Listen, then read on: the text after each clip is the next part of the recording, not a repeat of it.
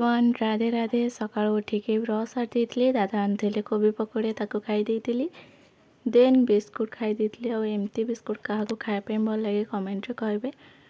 मत तो बहुत भल लगे एमती दीदी पट बुड़ौथी खाऊथी मत बहुत पसंद।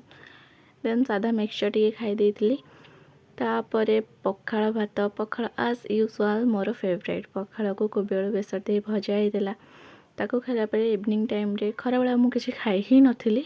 इवनिंग रे आमर प्रिपरेशन होता गुलाब जामुन तो मम्मी ये डो प्रिपरेशन करथिला तापर बाइगणी ये छणा होता आम गछ बाइगण बहुत भल होता।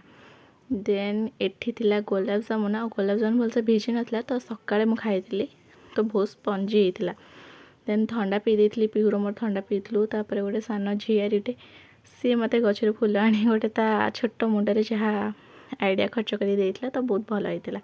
तापर कटोरी कुरकुरे यहाँ मो फेवरेट खाई रात बिरयानी तो आज ये रही बाय।